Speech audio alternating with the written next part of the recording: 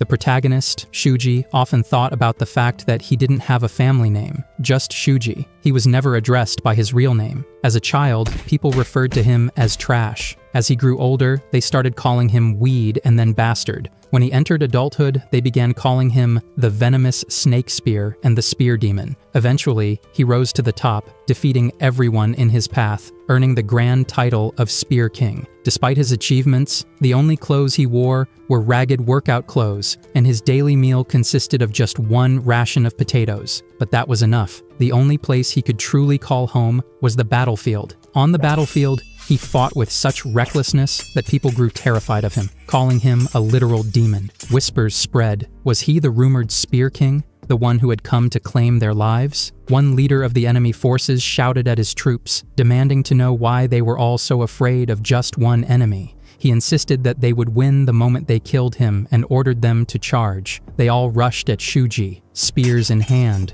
but he leaped into action, plunging his spear straight into the enemy leader's head. The others continued to rush him, and he wondered, was this why he was born, or was it something he had learned to do? At last, he took countless lives with a single spear in hand, surviving through the day. But in the end, the grudges and resentment of the dead caught up with him. The one who had always been mocked as trash eventually perished on the battlefield. That was supposed to be the end, yet he couldn't tell if it was an error or fate itself. But somehow, he was reincarnated. He woke up as a young boy beneath a tree in a forest and quickly realized he hadn't been reincarnated as a baby. When he looked into a nearby mirror, he saw his own reflection and realized it was around the time he had still worked as a laborer. In the distance, he heard the sounds of bandits attacking a group of people. These people, fiercely guarding their goods, were determined not to let a single thing be taken. Shuji recognized them as the forest bandits, who were opposed to the Howling Tiger Escort Bureau,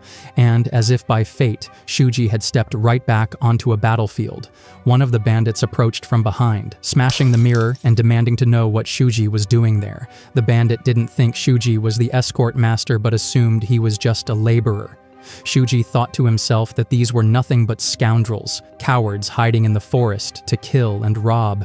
Despite his disdain, his eyes trembled and his body stiffened. He knew most of these bandits were nothing more than amateurs. The bandit shouted that it didn't matter whether Shuji was a laborer or an escort master. He was still part of the escort bureau, and he would kill every one of them. The bandit swung his spear at Shuji, but Shuji blocked the strike with his hand, calmly noting that the bandit's movements were entirely predictable. In an instant, Shuji grabbed the bandit's spear and used it to attack, stabbing the man through the chest. The bandit fell, shocked and defeated. Shuji remarked that, although he no longer had his war feats, his martial arts skills were still more than enough. His eyes glowed, and a strange energy seemed to pulse within his body. He thought back to how others had despised the martial arts technique he used, calling it demonic. But in this moment, he had no choice but to rely on it. With the spear still in hand, the one he had used to stab the bandit, Shuji turned, prepared for whatever would come next. As he stood there deep in thought, he was ambushed by an archer bandit who shot an arrow toward him. The bandit believed the arrow would surely strike, but Shuji, anticipating the ambush, blocked it by using the body of the fallen bandit as a shield. He muttered to himself that if the bandit had only confirmed his enemy was truly dead, he might have avoided this fate. With swift precision, Shuji stabbed the archer bandit and hung both of their bodies from the spear. He sighed, noting that now the weight of the spear felt just right. Shuji reminisced about the good old days, thinking back to the Howling Tiger Escort Bureau. He stepped into the midst of the bandits,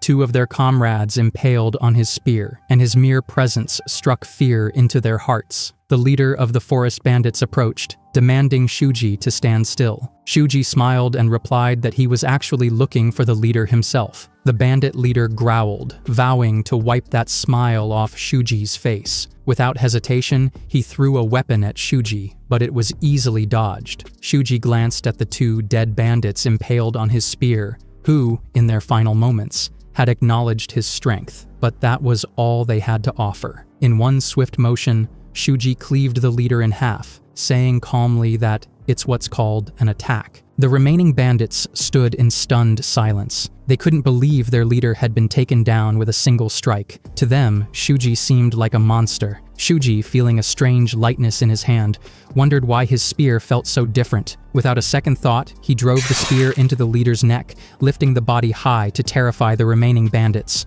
Panic set in as they began to flee in all directions. Shuji recognized them now. Their banner marked them as the tri-colored Dango Mountain Bandits. A thought crossed his mind. When blood and demons meet on the battlefield, time seems to rewind. 10 years had passed, but on that very mountain, the Spear Demon had returned. Night fell over the battlefield where the Howling Tiger Escort Bureau clashed with the bandits. A man from the Escort Bureau shouted, urging his comrades not to let a single bandit escape. Shuji stood calmly, observing the scene. Behind him lay 3 dead bodies, their spirits glowing red as if fueling the Bureau's resolve. The escort members understood the wind was in their favor. They wouldn't let any bandits live. Suddenly, a bandit slashed down a man, shouting that, "Who did those brats think they are, killing us? If they want to fight, then bring it on." The ghosts of the 3 fallen bandits, lingering around Shuji's spear, whispered that their former boss, Ego, had joined the fight on their side. Shuji realized Ego must be their stronghold leader, a cut above the common rabble. He was instructed to take Ego down himself. Shuji agreed, saying that it's fine, and he will grant that wish.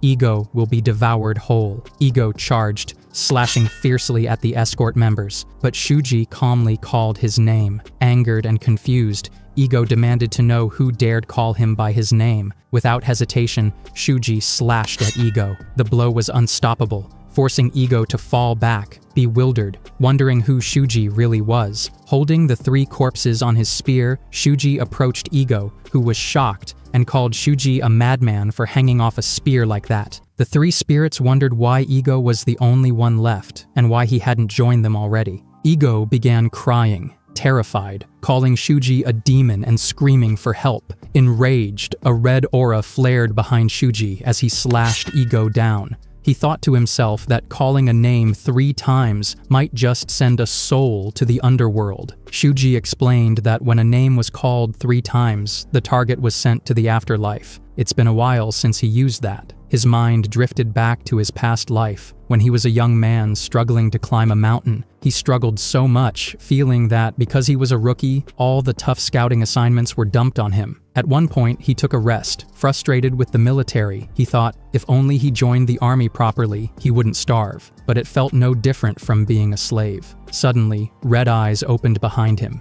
sending a chill down his spine. He didn't know if it was a tiger or a ghost, but it didn't matter. He knew he must not look back. Some things were not meant to be seen. He vowed that he won't die here for nothing, and dared not turn around. A voice asked him, what did he hope to achieve by struggling so hard, and his life was no better than a bug's? Why not take a gamble? That might be his only chance to change his pathetic fate. Shuji turned around and asked how he was supposed to trust words like that. The man remarked that Shuji had a lot of guts, and then asked for his name. Shuji told him, but the man's eyes suddenly turned red as he questioned what he said. Shuji repeated his name, but the man insisted he would ask again.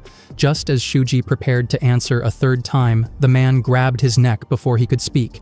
Shuji realized that in a single breath, the man had covered the entire distance without him seeing a move. He recognized the man as his master, the one who had bestowed him with demonic power. The man explained that if there was someone Shuji wanted to kill, he should say their name 3 times, and regardless of the answer, he would be able to kill anyone. Shuji thought of the embodiment of evil in the martial world, the blood demon, Kokufu. Shaking off the thought, Shuji resumed slashing at the bandits. When more bandits came at him, calling him a monster, Shuji found it strangely clear-headed. The demonic power Kokufu had given him felt incomplete. As he fought, he realized that the seed of that power, rooted in his dantian, was supposed to seep into his bones and cloud his mind, but instead, he felt refreshed. He wondered what had changed. He used the power to make a purple glow radiate from his body, and realized the difference from when he had gained demonic power in his past life. Back then, he had forgotten all about it after joining the army, but as a kid, he had learned the Miao tribe's breathing technique. Shuji explained that this technique helped him preserve his consciousness and maintain mental clarity, a strange coincidence. He recalled his master's words. Until Shuji completely mastered that demonic power, he wouldn't be able to hold on to his sanity. Shuji wondered what kind of expression Kokufu would make if he found out about this. Just then, people from the bureau called him over and showed their gratitude for saving them from danger. One girl said she knew Shuji had been standing there, but the overwhelming pressure he gave off as he cut down those bandits one by one made it impossible for her to let him go. Shuji asked what she meant. She replied that she didn't understand why someone like him was working as a convoy hand in the enforcement bureau, but if it wasn't too rude to ask, would he be willing to keep lending them his strength? Shuji simply refused, which shocked her. Turning to leave, he told her that if she had no other business, he was going. She was shocked, thinking about how she couldn't just let him walk away. Since he wouldn't join them, she knelt and offered him an object, asking him to take it. She explained that Shuji might already know this,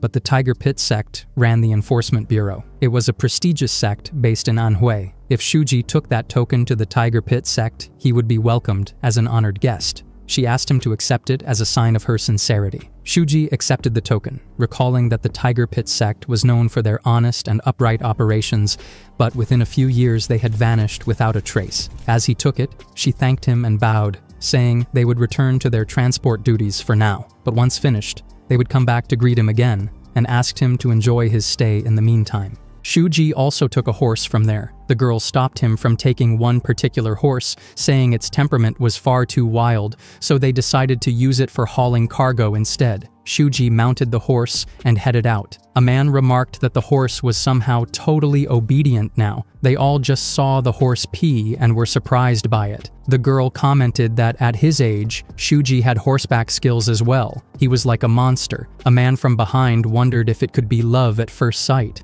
Shuji was exactly their type, strong and handsome, just what they liked. The girl drew her sword and said it was rude to speak that way about their benefactor, asking if he was trying to get himself killed. Shuji denied it, saying he was only joking and apologized. She lowered her sword and said that although they hadn't seen it clearly, she had observed Shuji's spear technique. A boy guessed that maybe Shuji was the son of a famous noble family known for spear mastery. She shook her head and explained that it wasn't a martial arts style, but a military spear technique, one that showed a level of mastery and insight far beyond Shuji's age. The boy guessed something, and the girl agreed, saying it was most likely that Shuji came from a powerful military family and was on a warrior's journey. After completing his training and given his personality and willingness to risk his life to save them, if Shuji learned about the crisis facing the Tiger Pit sect, there was no way he would ignore it. She thought about how Shuji might save the Tiger Pit sect from the clutches of the Black Dao sect. As the horse peed again, Shuji shouted that if it peed once more, he would cut it so badly it wouldn't piss ever again. His thoughts returned to the Tiger Pit sect, wondering if they were still around and how they were doing. She then remembered Aku,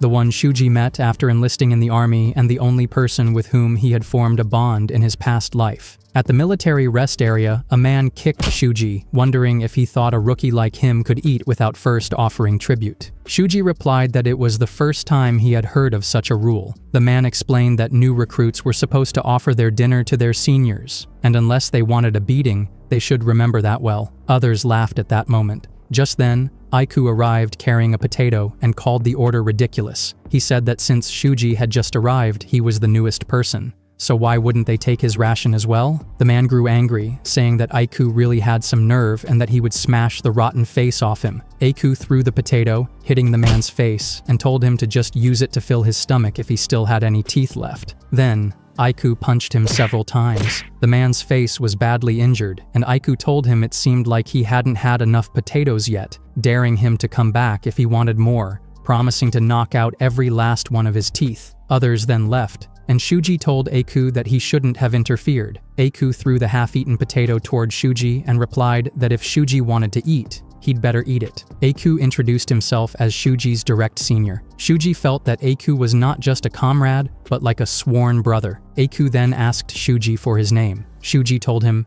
one day, as they struggled desperately to survive, a blood demon named Ko Kufu appeared. Shuji was grabbed by his master and taken to a place like a sheep being led to slaughter. Aiku, standing some distance away, warned the man to leave Shuji alone, or he would shoot a flare. Shuji denied this and told Aiku to run away instead. Aiku angrily insisted that the man leave Shuji. The man complied, and Shuji fell into a trench, leaving Aiku shocked. The man smiled and asked what was wrong, saying he had what Aiku wanted. Aiku attacked him, but Shuji stopped him, explaining he hadn't fallen but was hanging there and was fine. He told Aku not to worry and to get out of there quickly. The man said he didn't intend to kill them and asked them to listen, as he had a proposal for both of them. He explained that if they brought him and the woman who could heal his internal wounds in return, he would grant them the strength to survive, whatever they desired. The two looked at each other, and since they had no other choice, they accepted. Shuji then stood up, and the man remarked that they truly had a fierce look in their eyes. He explained that there were beings known as the unrestrained demons, souls of humans devoured by tigers who fell into demonic corruption. These corrupted souls became subordinates, offering other souls to elevate their master's spiritual rank. He added that the mourning technique device worked on the same principle, absorbing the grudges of the dead to raise one's spiritual rank. This technique was called the art of the unrestrained demon. The magic had 3 stages: comprehension, tempering, and transcendence, each with 10 levels. Upon reaching the comprehension stage, practitioners could emit demonic energy like steam. At the tempering stage, their blood transformed into deadly poison, and when they released demonic energy, it looked as though blood was spurting out. The next step was to advance to the transcendent stage. The man had transcended the world,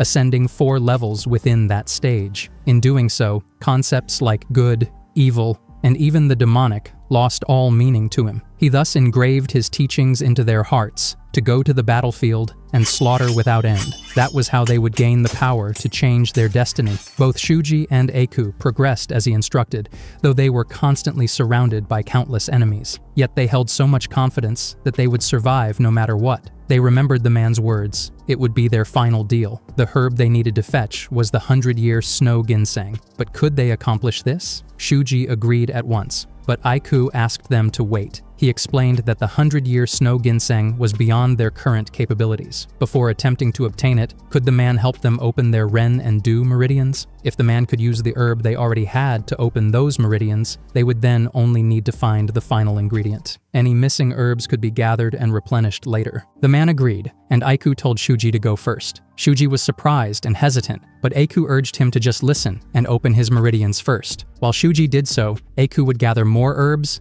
then open his own meridians. At that time, Shuji would collect the rest of the herbs. Aku added that going second was the harder job. Shuji agreed, and after collecting the herbs, he returned only to find himself stabbed by several arrows and heavily injured. Despite his wounds, he held on to the hope that since he had gathered all the herbs, everything would be fine. But then he was shocked to see the head of the man lying severed and Aku sitting nearby, injured as well. Aku greeted him saying, "Finally, Shuji showed up." Shuji rushed to check on Aku and asked what had happened. Aku told him not to make a fuss, and that Shuji already knew Kokofu never intended to let them live in the first place. They had to fight harder before they could be killed.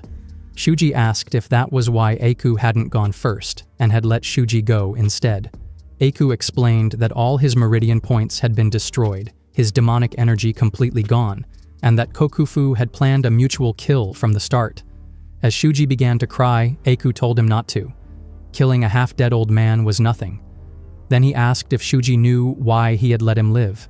Shuji wondered how he could possibly know. Aku replied that it was because Shuji was a warrior of the Tiger Enforcement Bureau, and then revealed that he himself was the last surviving member of the destroyed Tiger Pit sect. Shuji once said that he had worked as a warrior in the Tiger Enforcement Bureau for a short time, and even added that the head and the lady of the Tiger Pit sect were good people. Hearing this, Aku thought that was when he began to consider Shuji as family. Shuji was the only one who ever spoke fondly of his parents. Aku was truly glad to have met Shuji and told him that if he ever got the chance, he should avenge him. Shuji stopped to reflect on how strong his past life had been, remembering riding a horse through a market. He thought that in this life, he would make sure that such grudges never existed in the first place. His first priority was to prevent the destruction of the Hu clan. Earlier, he had saved the Tiger Enforcement Bureau and their financial support, so maybe the future was already beginning to change, but that was not enough. He arrived at a place, dismounted his horse, and called out to a man. The man seemed arrogant and asked what Shuji wanted. Shuji replied that he had a question. The man struck Shuji on the head and warned him not to screw with him, asking who Shuji thought he was to speak to him like that. The man boasted that someone like Shuji was nothing, but Shuji grabbed the man's head firmly and told him to shut up and only answer his question. The man flinched, and Shuji asked if that small manor over there was the Tiger Pit sect. The man immediately knelt down and confirmed it was. Shuji then asked if the sect leader was Koganan and his wife was Shagian. The man confirmed this. Shuji then inquired if their son was Ko-Aku. The man replied that this was false. Shuji asked again if it wasn't Ko-Aku. The man confirmed but hesitated. As the man hesitated, Shuji began to doubt his own thoughts. He felt as though something from the past had shifted reality, something he already knew, but it couldn't be. He had checked everything else, and all the details matched up with his previous life, so why wasn't it adding up? In a burst of frustration, he grabbed the man's collar, demanding that he tell the truth. Shuji warned that if he went to the Tiger Pit sect and found someone named Ko-Aku there, he would beat the man. The man responded that they were indeed there. Shuji was confused and reminded him that it wasn't what the man had said earlier. The man clarified, explaining that Shuji had asked if the sect leader's son was named Ko-Aku. He then questioned why Shuji would think that a young lady would be turned into a man before even being married. The man further explained that the Tiger Pit sect only had a daughter, not a son, and that Ko-Aku was actually a woman. Shuji was stunned by this revelation. He was completely confused, thinking that if he showed the gold token, he could enter the Tiger Pit sect and confirm everything for himself. However, he realized that doing so might interfere with his future plans, so he wondered if there might be another way. Just then, a door opened in front of him, and an angry man stepped out. Upon seeing Shuji, the man remarked that Shuji showed up as if it was nothing, and that's why they couldn't trust a homeless brat with a job. He grabbed Shuji by the collar, angrily stating that he had asked Shuji to clean the horse manure, but the boy had run off instead. The man then dragged Shuji inside, demanding to know where the others were. Shuji didn't respond, though he wondered if being homeless was the source of the misunderstanding. It actually worked out quite well, though. Shuji was taken into the stable, where the man introduced himself as Wu Tuyen, the manager of the Great Tiger Pit sect's stables. He explained that all Shuji had to do was take care of the manure and feed the animals, still better than living on the streets. Wu Tuyen went on to explain that he had explained everything 2 days ago, so Shuji should have remembered. However, when Shuji admitted he didn't recall, the man was shocked. He looked Shuji up and down, accusing him not only of having poor memory, but also of talking back to his elders. He wondered if Shuji had been eating scraps, sleeping in the stables, and had forgotten all of that. They were people the sect never needed in the first place, but the sect leader had taken pity on Shuji, a homeless child, and allowed him to stay. He asked Shuji not to run away because it would be difficult, urging him to just do his job properly. Did he understand? Suddenly, a horse rushed over and struck Tuyen's leg. Tuyen screamed in pain, but the horse continued to attack him. Shuji wondered why the horse had suddenly started hitting him and where it had come from. From the Zhao clan manor, Zhao and his guard saw the scene unfold. Zhao remarked that it was no surprise the horse was acting like that. It was a top-grade horse, and he had paid enough for it to buy a mansion. Even with such a high price, it was still a wild one, difficult to handle. His guard observed that one of the stable boys seemed to be injured. Zhao casually replied that those men were no more than dogs to them and suggested tossing them some feed on their way out. One of the workers in the stable realized that the man was Zhao from the Zhao clan manor. Another man wondered what Zhao was doing there. Shuji, thinking back to his past life, recalled hearing about Zhao from Aku. Zhao had been the mastermind behind the downfall of the Tiger Pit sect. He had also spread a strong, terrible rumor, and Shuji decided it was best to get inside quickly. Zhao, meanwhile, grumbled that being seen by such people felt like his clothes had become dirty. He had heard they had new guests at the sect and had rushed over to check, but he hadn't expected to find them here. He was greeted by Ko-Genan, the leader of the Tiger Pit sect. Zhao and his bodyguard showed respect to Genan, with Zhao referring to him as his father-in-law. He explained that there was only one reason he would come to the Tiger Pit sect. It was obvious: his future bride. Jinan replied that if Zhao was talking about Aku, then he had no recollection of approving such a marriage. Zhao acknowledged that it might be true, but he intended to hold the wedding when Aku turned 16. Jinan, growing angry, listened as Zhao continued, saying the wedding between him and Aku was already planned for a year from now, and it was the talk of the region. Even the village children were singing songs to celebrate. Jinan, fuming, wondered if Zhao had been the one to spread the rumors, attempting to ruin Aiku's future. Zhao acted as if he didn't, laughing and complimenting Genan's jokes. He remarked that the Zhao clan was far inferior to the Ko clan, and if Genan thought they would go to such lengths just to marry the daughter of the Tiger Pit sect, it was laughable. Genan's anger flared at Zhao's words. Just then, Aku arrived, and after hearing the exchange, she spoke up. She told Zhao that if that was the case, there would be no engagement between their families, and he should stop concerning himself with her and seek another woman. Zhao, surprised, asked if she understood how dangerous rumors like this could be. Aku replied that there was no point in discussing the future and that she had no intention of marrying him or anyone from the Zhao clan manor. She asked him to leave. Zhao sneered, saying she was acting all high and mighty, even though her sect was nearly bankrupt, yet still as arrogant as ever. His guard asked what they should do. Zhao responded that they had only stopped by on the way to the brothel anyway, so they should leave now. As they were leaving, Zhao mentioned the rumors once more. His guard added that Aiku was even more beautiful than the rumors had claimed. Zhao asked if his guard now understood why he was so obsessed with her. With such beauty, people said she was a woman whose beauty could topple a nation. The guard agreed, saying it wasn't even an exaggeration. Zhao went on to say that a beautiful woman with no power or money was doomed to a tragic fate. She was far too beautiful to be the daughter of the Tiger Pit sect, and she could only curse her misfortune for being born there. But Zhao added it was already too late. He, a wicked man, had set his eyes on her. The two of them laughed as they walked away. Zhao sat on the horse and tried to move it, but it didn't budge. He and his guard wondered what had happened. One of the men reached out to touch the horse, wondering if it was sick or something. Suddenly, the horse collapsed, throwing the man off in the process. Zhao, irritated, wondered where the stable boys were. Meanwhile, Shuji was hiding nearby, holding the horse's liver in his hands, having used the art of the vixen skillfully. He thought to himself that it was pointless to take the liver without leaving a mark.